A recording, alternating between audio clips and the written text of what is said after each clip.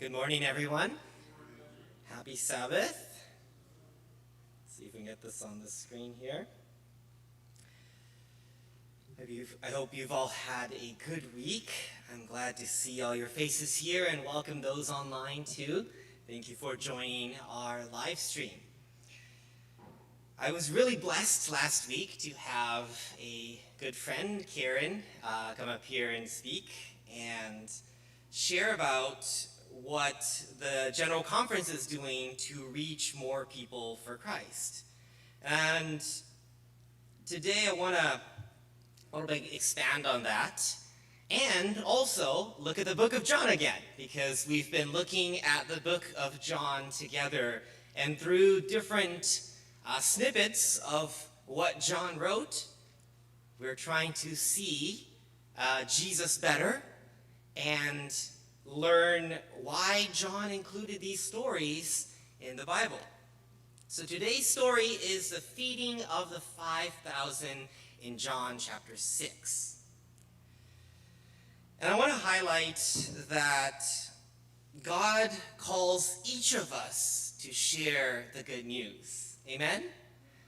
And it was a perfect children's story to match with the sermon today, actually. We didn't talk about this beforehand, but I'm really glad that it perfectly matches with what I'm going to share today. That God can use us, and when we're excited about, the bees get excited about seeing the flowers, and they share that with all their friends, I guess, the same colony. Hey, come over here. Look at this. It's over here. Right? And so, hello? Am I still there? Okay, I'm still here. Okay. I'm still physically here, but So I want to talk about how God can use each of us, and sometimes in the most unlikely ways. The first time I gave a Bible study, I wasn't sure how I could answer all the questions. I was a little bit nervous. And this is after I became a pastor, actually. The first time we went through a whole Bible series. Like, I've given some Bible studies before, but going through everything with somebody, I'd never actually done that, this back in Japan. So I was a little bit worried and a little bit nervous, but the more I studied together with somebody, I started to know the stuff better myself, and I was blessed by how excited the other person was to learn about Jesus and to learn about salvation, about the Bible. And the more I saw them excited, I'm like, wow, this is actually good, And it kind of made it more real for myself too. The first time I preached, I'm glad there's no recording of that. I don't think there is. I don't know if I was sure what I was trying to say. I still have the manuscript from that time, and I looked over it a couple months ago, and I was like, wow, what am I trying to say here, It was back in Laos when I tried to preach my first sermon, and I was nervous. It was maybe not the most coherent sermon, but I think from there, God continued to let me grow in speaking in different things. And so I want to encourage everybody that God can use all of us, and just because I'm standing up here, just because I'm a pastor, doesn't mean that there was a time that I didn't know how to do it. There wasn't a time that I wasn't nervous about doing it, or I wasn't nervous about sharing. In the New Testament, in the Gospels, Jesus spent time with his people, right? He spent time with his people, with the masses, and he spent a lot of time trying to preach and teach, but when you look at the Gospels, he's healing too. He's showing people, and also he's training his disciples. And he sent out his disciples. He sent out the 70 too. He says, go and tell everybody what you seen, and what you've heard. He doesn't do all of the work by himself. And Jesus' ministry, how long was it on this earth? 3.5 years. That's pretty short when you think about it. I've been here about 3.5, 4 years maybe, I think, at this church. It's about that time that Jesus was there, and what Jesus really did well, I feel like, is he sent out people to share about him. And he enabled his disciples, the 70, his close followers, to teach others how to be fishers of men, right? He taught his disciples, and those disciples became the early church, and those disciples taught other people how to teach other people. And so that's how the church grew. The apostles spent time with people, but they dedicated their time to further the work of the gospel. They appointed deacons and elders to make sure that the flock was cared for. I'm sure they did some too, but they trained their church to reach more people with the good news. And so I think that's how our church needs to be too, in this New Testament model where everybody is a missionary for Jesus. Everybody is using their talents to reach others for Christ. Our church is here, I believe, to spread the gospel to the world, right? Starting at our local community, especially focusing on the Japanese for our church, because we're a Japanese church, right? Because if we don't reach the Japanese, there are not many other people that can or will sometimes. And so we have a special mission for that, but we welcome everybody, and we want everybody to come to our church and hear more about Jesus. I love the quote that Ellen White talks about. It says that every true disciple is born into the kingdom of God as a missionary. Every true disciple is born into the kingdom of God as a missionary. He who drinks of the living water becomes a fountain of life. So this is not because you have to, right? This is not because you're forced to share. It's because you become a living fountain when Jesus changes from within and you want to share. It's not because somebody twists your arm and says, you've got to do this ministry. You have to do this. It's because Jesus has become a fountain of water, living water in your heart that is bubbling over. And like the bee finds the flower, it shares it with everybody. It says, come on over here. Come on and see what's going on over here. I want to share a quote from Acts of the Apostles, the first chapter, the first line of the opening of the book of Acts of the Apostles. The church is God's appointed agency for salvation of men. It was men and women. It was organized for service, and its mission is to carry the gospel to the world. From the beginning, it has been God's plan that through his church shall be reflected the world, his fullness and his sufficiency. The members of the church, those whom he has called out of the darkness into his marvelous light, are to show forth his glory. The church is a repository of the riches of the grace of Christ, and through the church will eventually be made manifest, even to the principalities and the powers in heavenly places, the final and full display of the love of God. That is why we're here, right? That is why we're here in this church, in Mountain View Japanese Church, to share this good news, to share the light to the whole world, starting with our communities, starting with the people around us, starting with the people we interact from day to day. If you were at the business meeting, I believe Pastor Kurt shared 3 areas of focus that the pastoral team in our church would really like to emphasize. Their community, discipleship, and outreach. And all 3 of these, we're encouraging people to start small groups. The small groups don't have to go forever. You can say, we're going to try it for 8 weeks. You can say, we're going to try it for this amount of time. You can do it at your workplace, possibly. I don't know. You can do it at the church, at your home, at a park, during lunch break. I don't know. Wherever you are, we're encouraging people to start small groups, to build community, to discipleship, and to do outreach. And we share the video about our president, Dan Cerns, sharing how you can do that. First connection is God, right?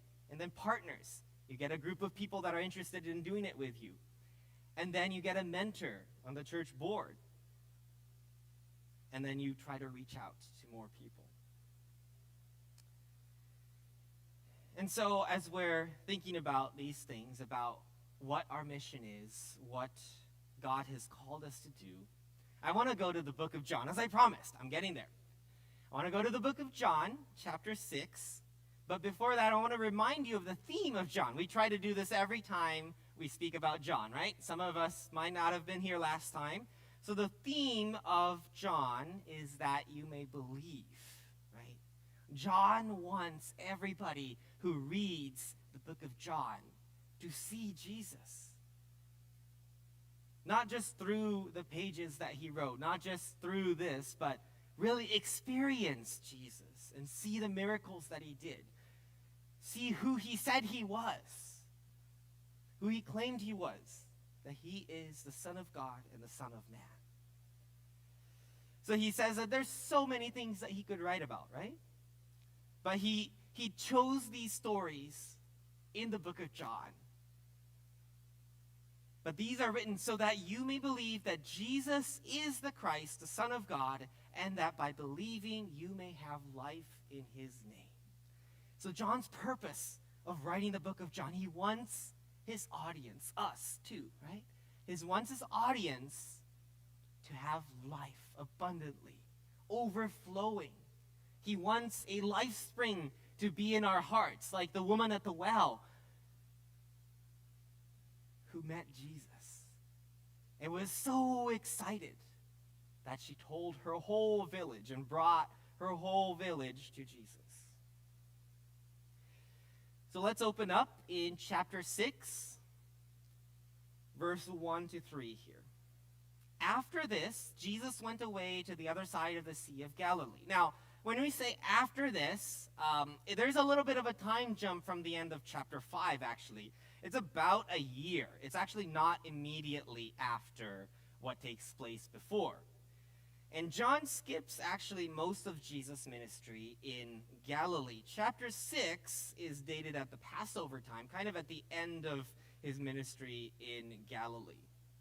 Maybe he thought that the other Gospels did a lot of talking about his ministry in Galilee, but he focuses on other portions here.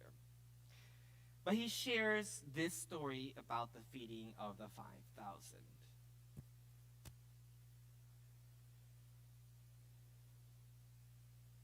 Let's read. After this, Jesus went away to the other side of the Sea of Galilee, which is the Sea of Tiberias, and a large crowd was following him. This large crowd was following him. They were continually following him like a celebrity, or they continually, wherever he went, they kept following him. Because they saw the signs that he was doing on the sick. Literally, it means they were seeing as a continued action. They kept seeing different things that Jesus did. Not just one time say, oh, Jesus did this. It was because they were continually following him, they saw all the different things that Jesus was doing. And so there's a buildup here of everybody kind of following Jesus and saying, wow, this guy is not just a regular rabbi, a regular teacher. There's something more about this person. Now the Passover, the feast of the Jews, was at hand. Lifting up his eyes then, and seeing that a large crowd was coming toward him, what does Jesus do? This is the interesting part of the story, and this is something that I feel like Jesus does. He doesn't immediately give the solution. He asks questions. He makes the disciples think, and he gives an opportunity of learning to grow to the disciples. I think that's really interesting. Instead of, hey, okay, let's feed these people, he actually makes the disciples think and tries to encourage them to think through the eyes of faith. Jesus said to Philip, where are we to buy bread so that these people may eat? Where can we get bread for these people? Now, Philip was from this region, but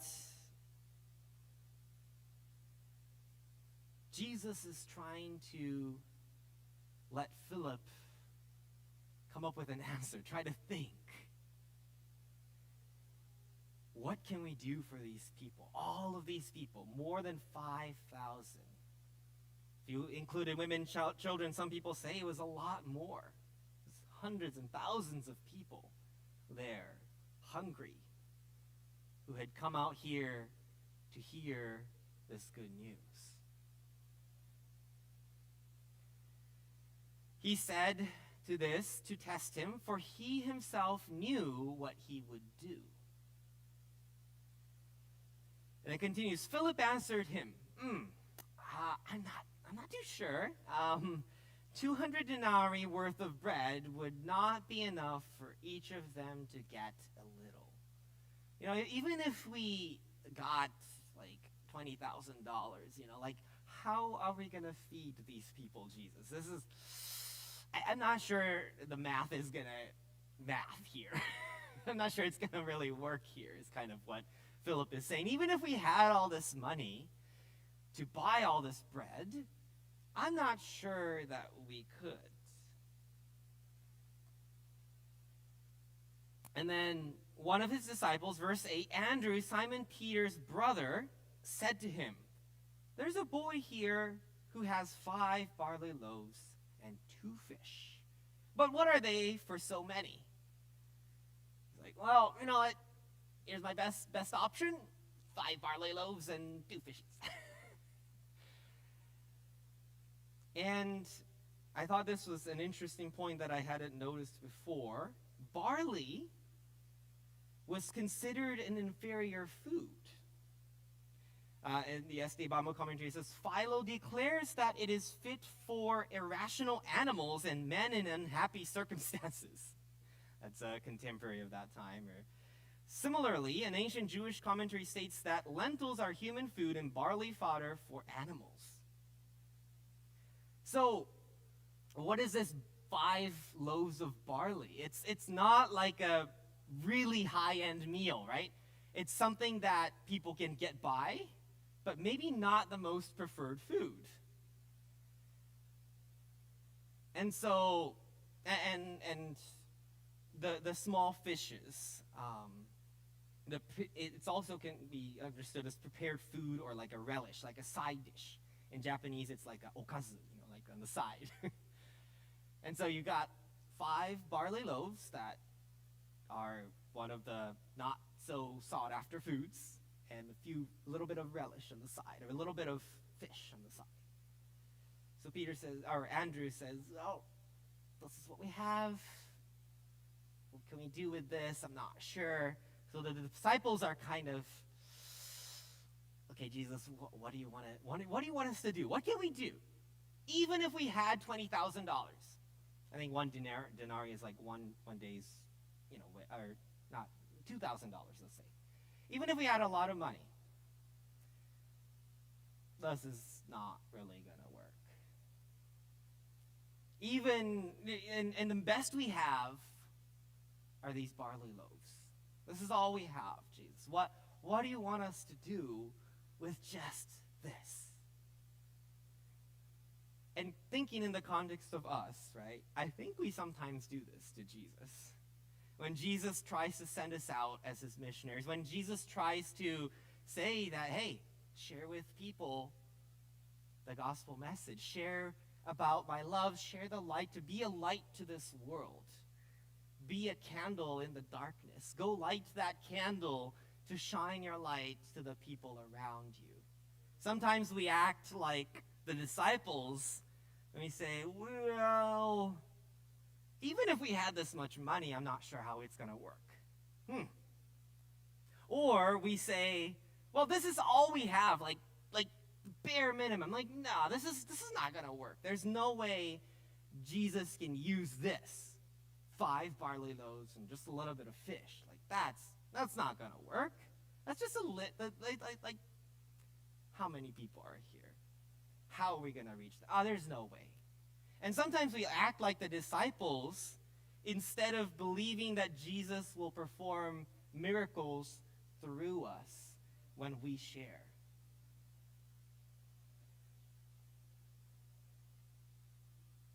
Let's continue. Jesus says, have the people sit down. He's already anticipating what's going to go on. He doesn't want people to crowd and trample over each other, so he says, let's have everybody sit down. Now there was much grass in the place, so the men sat down, about 5,000 in number. Jesus then took the loaves, and when he had given thanks, he distributed them to those who were seated. So also the fish, as much as they wanted. And so Jesus takes this lowly lunch of a little boy, and he multiplies it to feed thousands and thousands and thousands of people. This boy probably never imagined how much Jesus could do with his 5 loaves of barley. The food that wasn't sought after, the little bit that he had. And Andrew took it to Jesus, and Jesus multiplied this boy's lunch to feed thousands. Jesus can do that when we step out in faith. And when we say, God, I'm not sure how I'm going to share my faith. I'm not sure how I'm going to share the bread of life with people, right?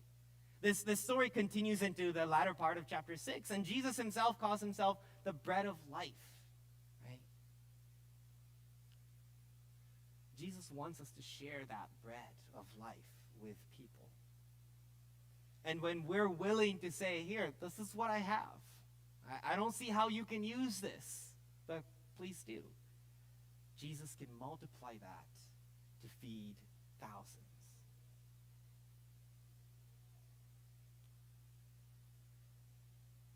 And when they had eaten their fill, he told his disciples, gather up the leftover fragments that nothing may be lost. So they gathered them up and filled 12 baskets. There was even leftovers to go around. There was even more than was necessary, starting with 5 barley loaves. These aren't the fluffy bread that we eat. It's 5 barley loaves that fed thousands.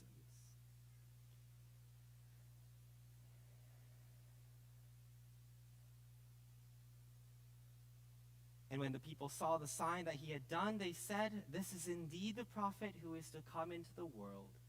Perceiving then that they were about to come and take him by force to make him king, Jesus withdrew again to the mountain by himself. And the story actually kind of continues from here too. We'll continue the story another time possibly. It's kind of sad that the people didn't realize what Jesus is doing, and they try to push their agenda onto him after this. But that's another story for another time. What I want to focus on here is how Jesus took the lowliest of meals, a small boy's lunch. And because the boy was willing to say, please use this, Jesus was able to feed thousands of people just from that little boy's lunch.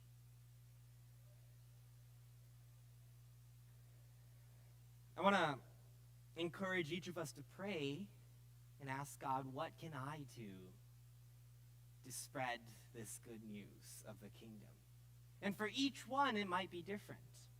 But at the same time, I want to present an opportunity to our church that our church has decided to participate in. And this was mentioned a little bit last week, and if you have more questions, feel free to come up and ask me afterwards. I might have the answers, I might not, but we'll figure it out together. So, one thing that our pastors, we are really passionate about reaching more people. And one of the ways we're trying that is through digital evangelism, right? This is actually something not just that we're trying, but that the General Conference of the Seventh-day Adventist Church is trying to reach more people through digital means. Because when you think about it, most people in our modern society, at least in America, are on the internet, are on social media, are on different platforms. And the first thing they usually check before maybe you do too, if you are visiting a church, you probably first Google it. Where is it? Or you look on Google Maps, where is the closest Seventh-day Adventist church? Right? And so that's how we find information these days. That's how we find a new church family. I know some people that's how you found their church, on Google Maps. And so we believe that it's a great opportunity to reach people where they're at. Because that's where they spend time. That's where they're already spending a lot of time during the day. Now, they might be spending time and wasting time. That's another conversation. But that's where people are at. And so that's why we try to use those avenues.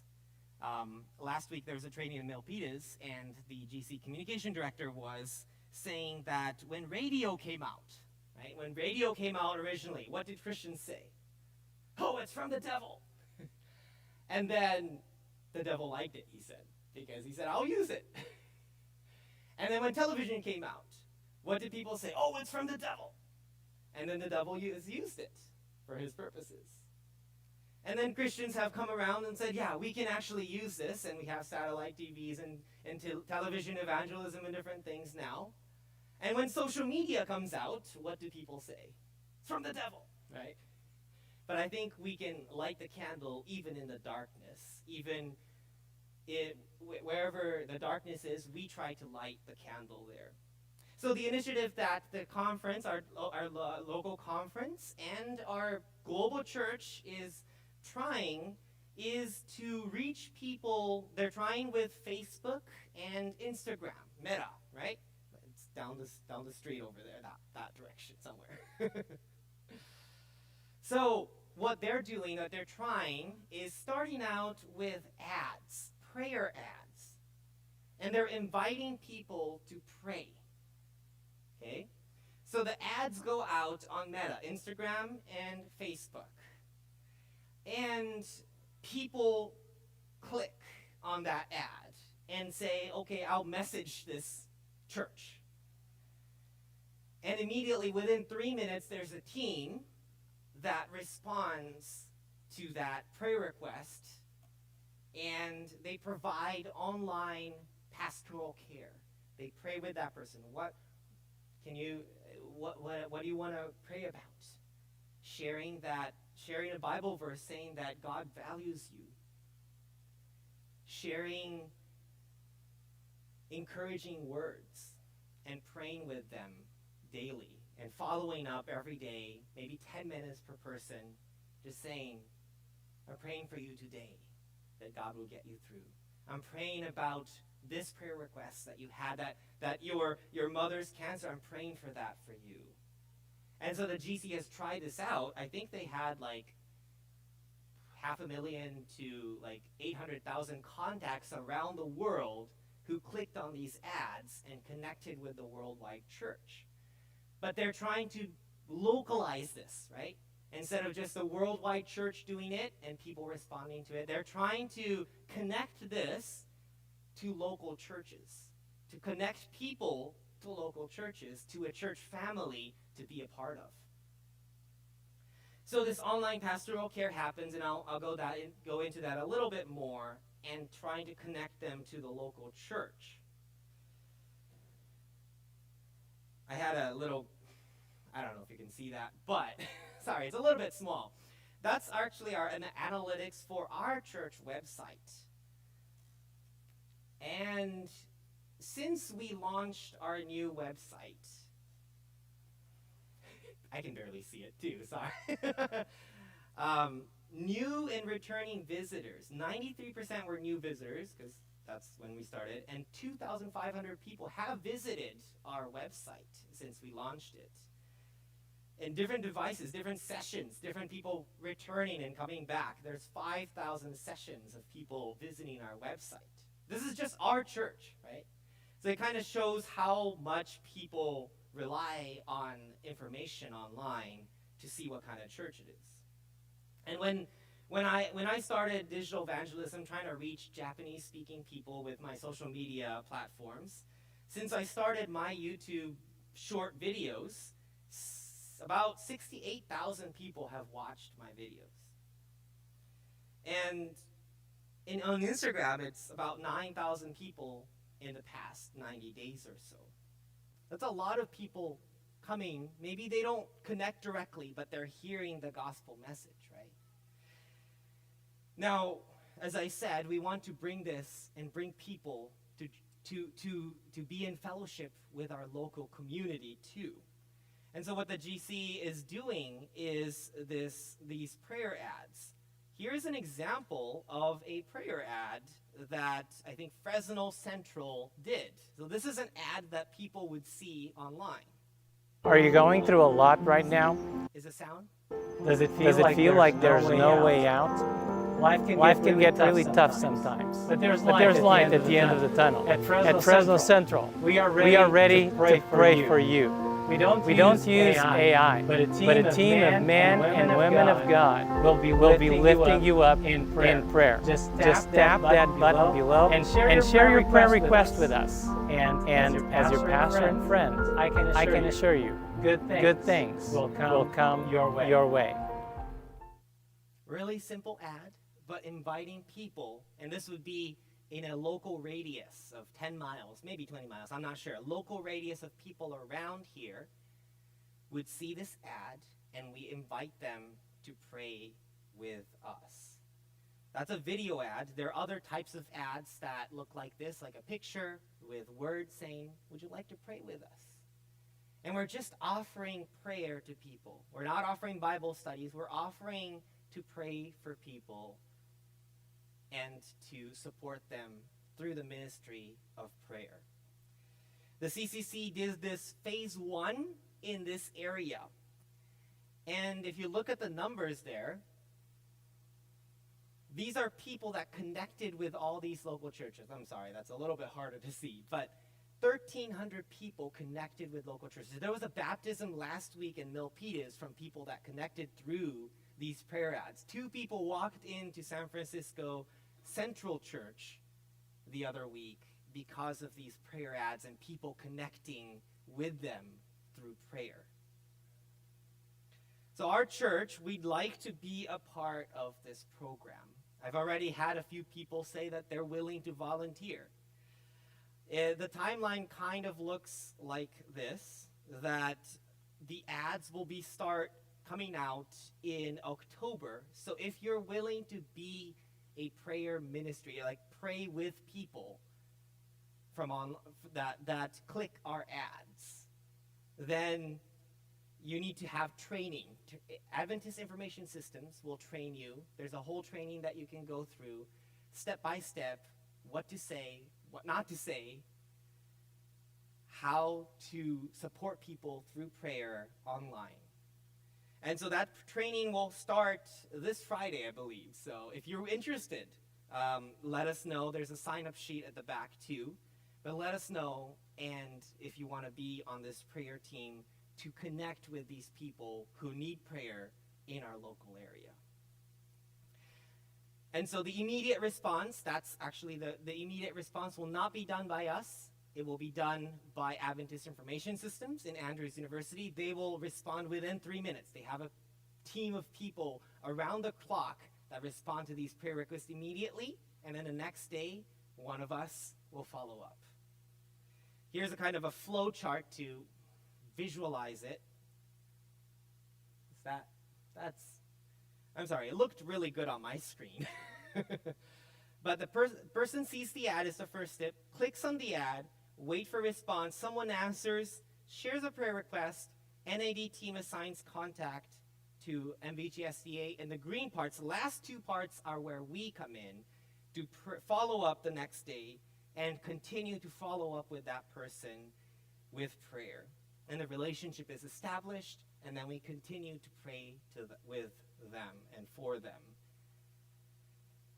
One contact actually is about 10 minutes a day. The time commitment is if you have one contact person that you are willing to take on. That is about 10 minutes a day. You wake up, or before you go to bed, you send them a prayer. You send them a Bible verse, and you continue that relationship. So we are inviting people, if you're interested, if you're a member of our church, and you'd like to pray with people. This is not Bible studies, okay? This is praying with people, listening to their needs.